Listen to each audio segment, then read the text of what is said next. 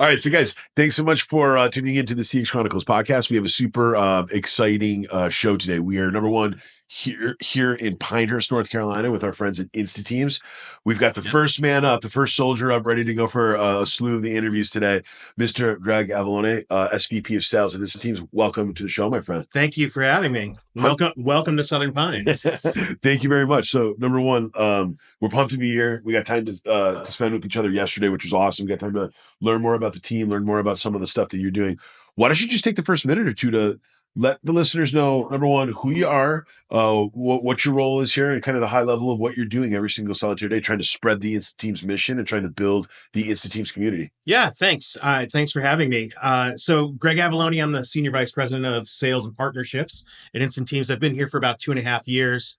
I come from a history of outsourcing, worked for some really large BPOs and human capital solutions. So worked for Career Builder Monster for lots of years. But the heart of what I do is people. The mission here is incredible. At InstaTeams, we provide dual income households by employing military spouses in outsourced roles. So Awesome. we've got a great business that is great for the military community, but also provides really great business solutions for our customers. That's fantastic.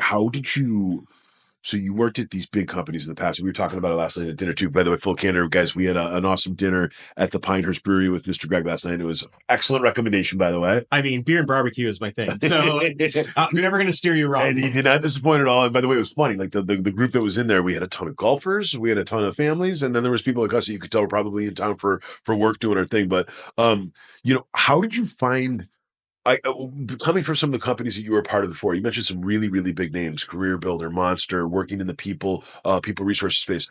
What was the thing that jumped off at you when you first heard of InstaTeams several years ago? Because I know you've been here for almost 3 years now. Yeah. What was the thing that drew you to this? And what was the thing that, after kind of being at some of these big companies in these big places that all of us have heard about, what made you want to kind of join a smaller team, and what made you want to dive into this whole world that we're building here today at InstaTeams? Yeah, the big companies are great, right? They offer a ton of solutions and have big opportunities across the globe. My last outsourcer I worked for was 180,000 employees. Wow. And, does terrific work.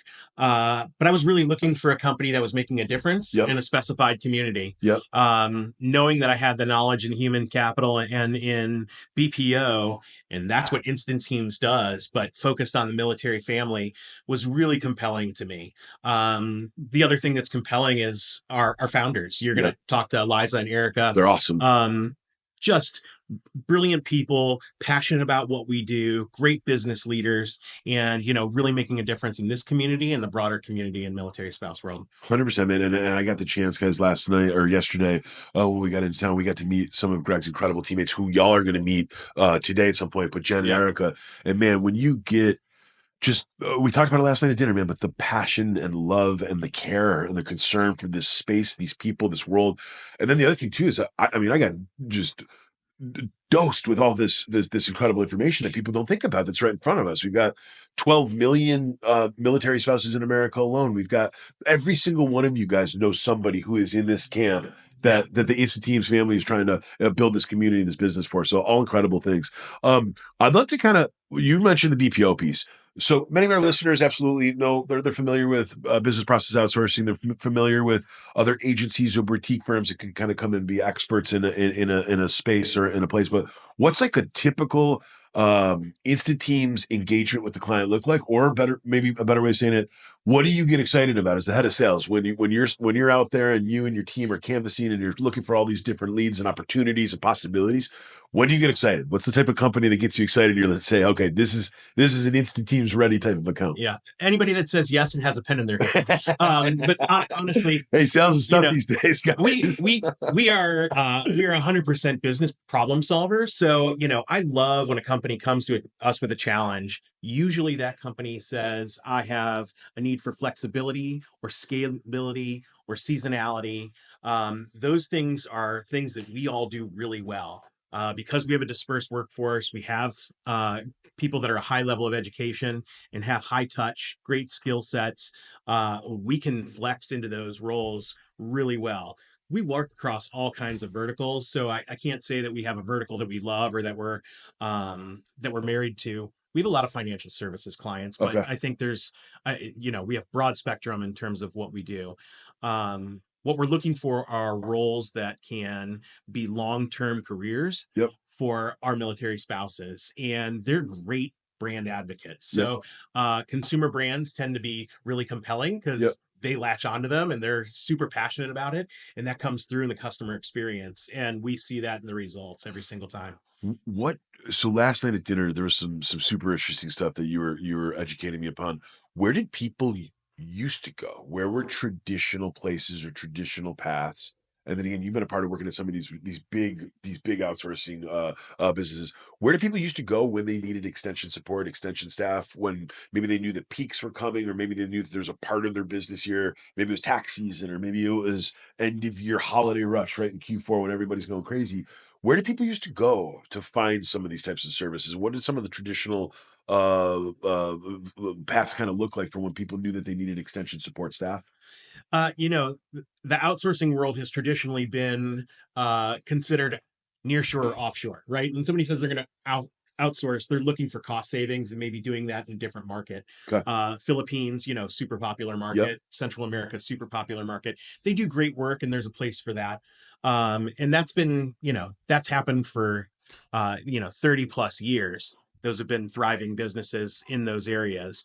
What we find is that customers have a high expectation in terms of customer service, and we've Yep. been trained that way, right? Yep. We're all great consumers, but we have to provide a high level of service. And when somebody's looking for that, English first speakers, Yep. that tends to be a big complaint. I can't Sure. understand an accent. Yep.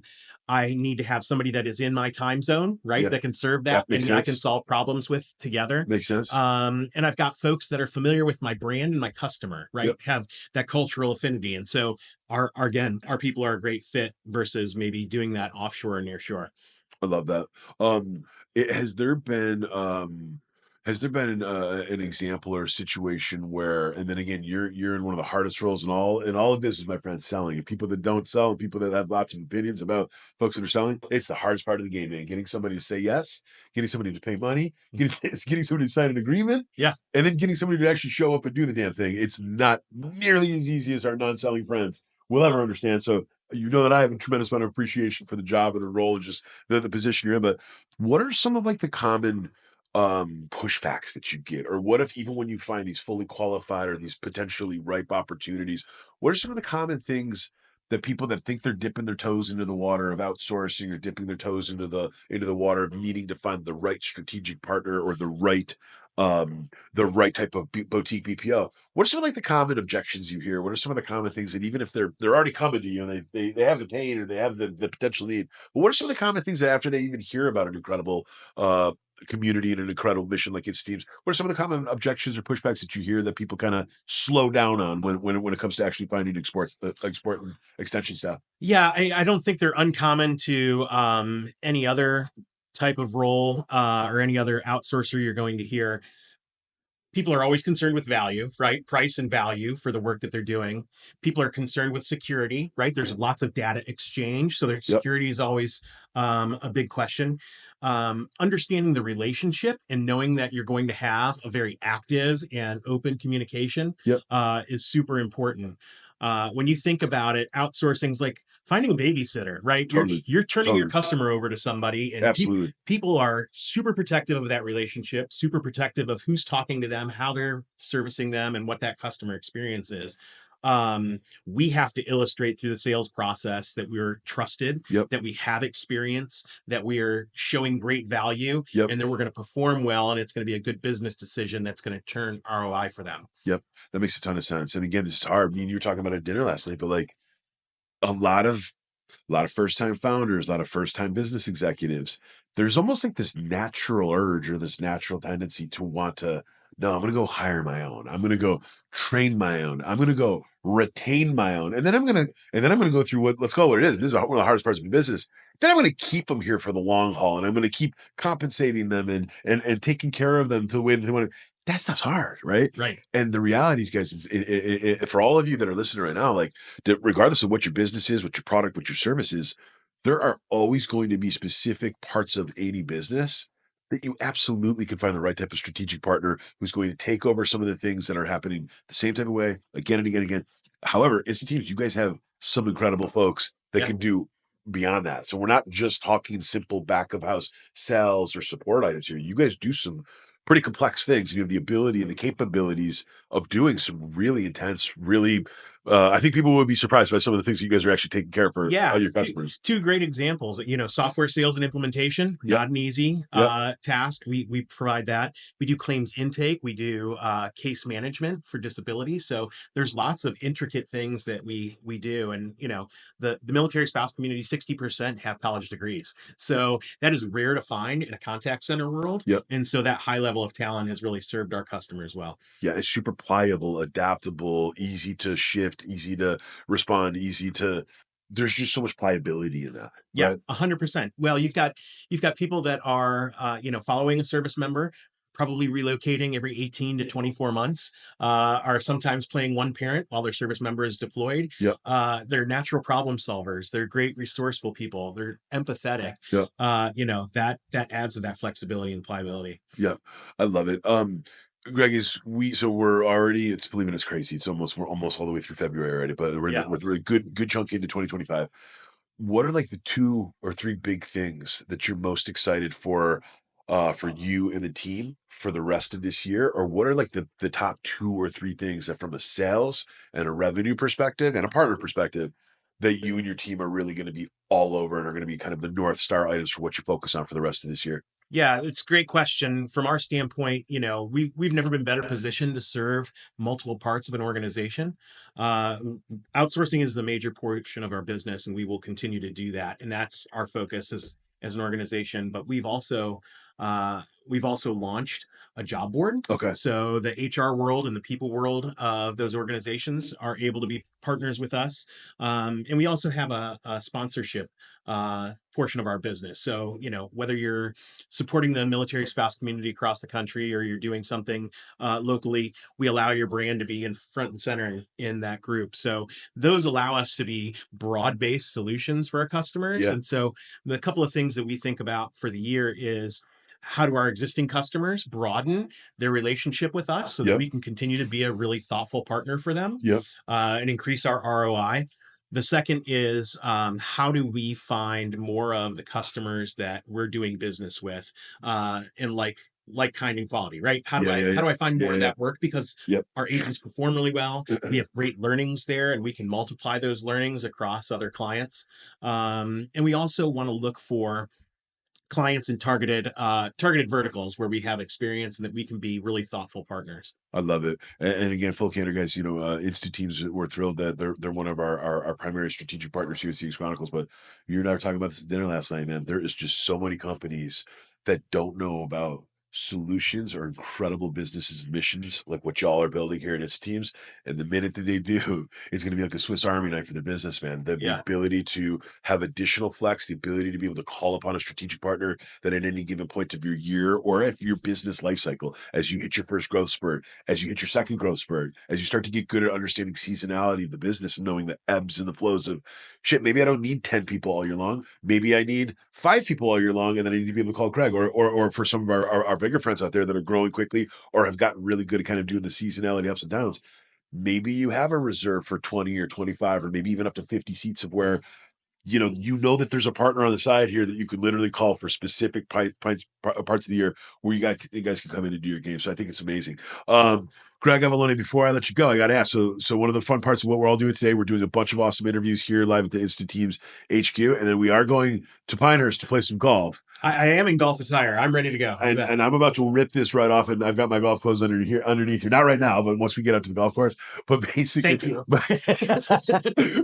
my question for you though is before I let you go, number one, any quick golf story or any feelings around who is going to be our low man or woman on the leaderboard for today at Pinehurst from the Instant Team squad? I think our COO Chuck Okay. is Okay. former college athlete, and Oh, I okay. expect him to Okay. show well today. So we'll see how that goes. Quick golf stories? No, I'm just looking forward to a good time and weather that is not including snowflakes. So Hey, and we're thrilled to be here with you. Being from Buffalo right now, we're thrilled to be down in North Carolina with our friends. One last 100%. thing, Greg, before I let you go, where can people get in touch with you, or where can people reach out and connect with you directly from today's story if they want to learn more about this teams, or they want to learn more about the awesome stuff that you're doing with your team today? Yeah, they can visit our website, instantteams.com. You can also email me directly at greg.avallone@instantteams.com. Fantastic. Greg, it's been our absolute pleasure having you on the Sales Chronicles podcast. Thank you so much, my friend. Thank you.